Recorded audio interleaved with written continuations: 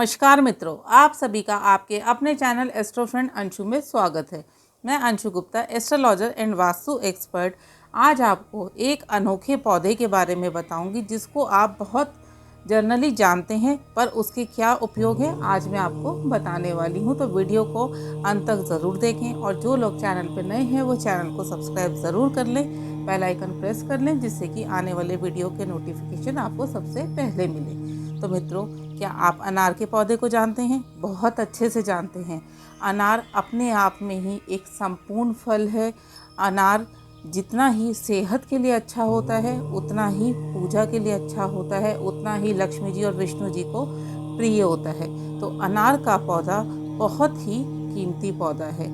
यदि आपके जीवन में बाधाएं आ रही हैं, परेशानियां आ रही हैं, काम नहीं चल पा रहा है, नौकरी में तरक्की नहीं हो पा रही है या नौकरी नहीं मिल पा रही है, या आप जहां रह रहे हैं वहां पर नकारात्मक ऊर्जा बहुत ज़्यादा है, परिवार में आपस में नहीं बन पा रही है, तो स्वाति नक्षत्र आप यदि देसी कैलेंडर घर में ला के रखेंगे तो वहाँ पर लिखा होता है कि रोज़ कौन सा नक्षत्र है।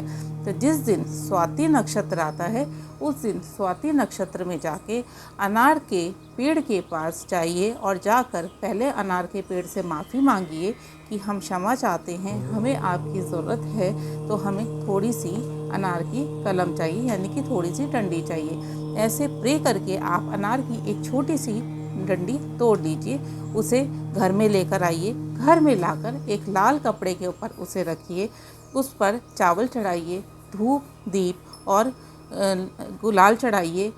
उसके बाद माँ लक्ष्मी और माँ विष्णु जी की आरती करिए। आरती करने के बाद आपकी जो भी समस्या है वह समस्या आप लक्ष्मी जी और विष्णु जी से कहिए। कहने के बाद आप उसे ये ध्यान रखिए कि आप ये जो पूजा कर रहे हैं वे सिर्फ एक पर्सन के लिए कर रहे हैं जिसको परेशानी आ रही है।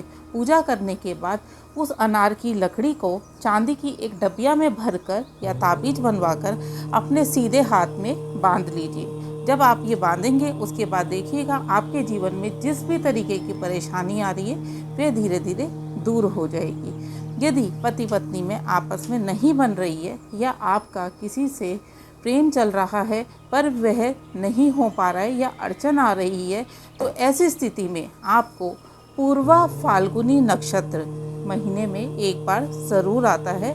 पूर्वा फाल्गुनी नक्षत्र में जाइए, उसी तरीके से पेड़ के पास जाके क्षमा याचना करिए और छोटी सी एक डंडी तोड़ के ले आइए।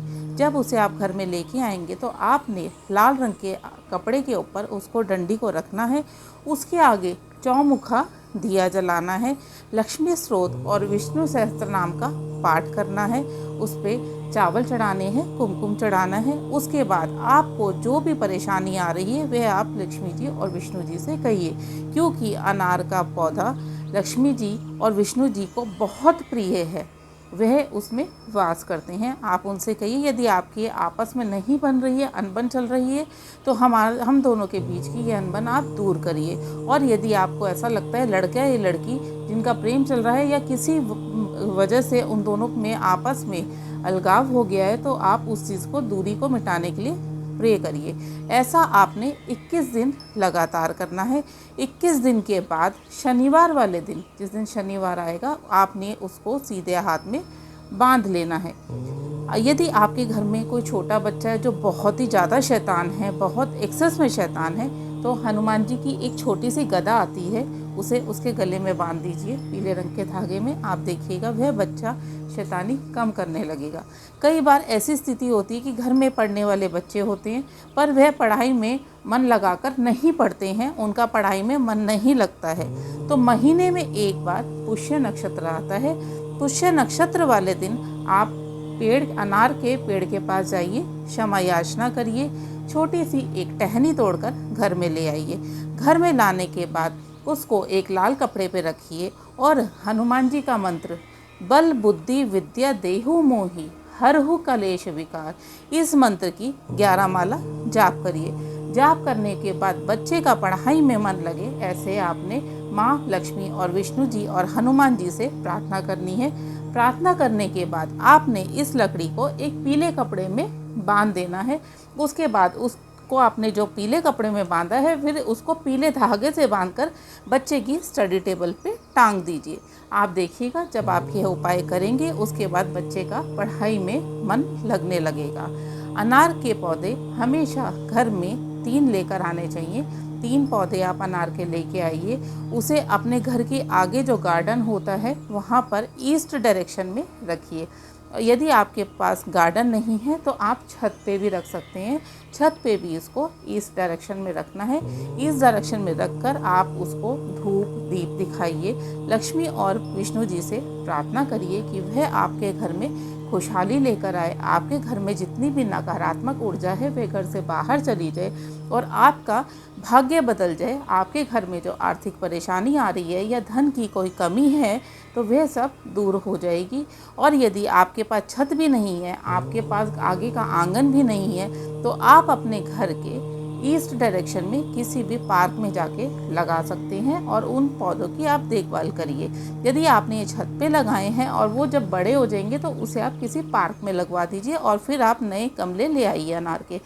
आप करके देखिए इस उपाय को। जैसे ही आप करते रहेंगे वो पौधे बढ़ेंगे, ऐसे ऐसे आपका भाग्य बदल जाएगा। आपके घर में धन का आगमन तेज़ी से बढ़ने लगेगा, आर्थिक परेशानी दूर हो जाएगी। यदि आपके ऊपर कोई कर्जा है तो वह कर्जा भी दूर हो जाएगा।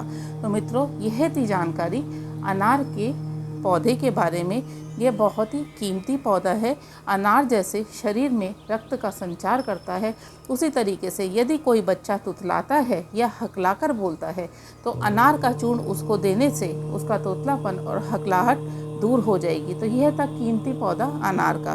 तो मित्रों, यह थी जानकारी अनार के पौधे के बारे में। वीडियो अच्छा लगे तो लाइक ज़रूर करें, कमेंट करें, शेयर करें, चैनल को सब्सक्राइब करना ना भूलिएगा, बेल आइकन प्रेस ज़रूर करिएगा। जय माता दी।